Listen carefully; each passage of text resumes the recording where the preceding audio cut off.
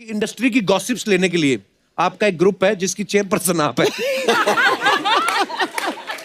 हम आपको एक वीडियो क्लिप दिखाना चाहते हैं, प्लीज दिखाइए जरा।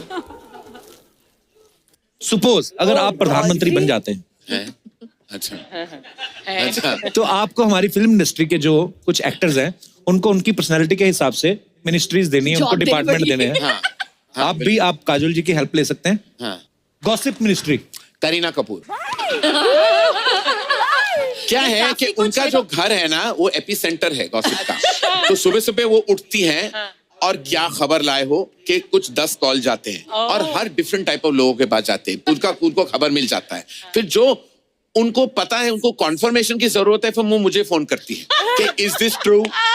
तो फिर मैं अपने हिसाब से अगर मुझे बोलना हो तो बोल देता हूं, वरना हम फोन पे डिस्कस कर लेते हैं। तो एक बहुत ऑर्गेनिक सा एक प्रोसेस होता है।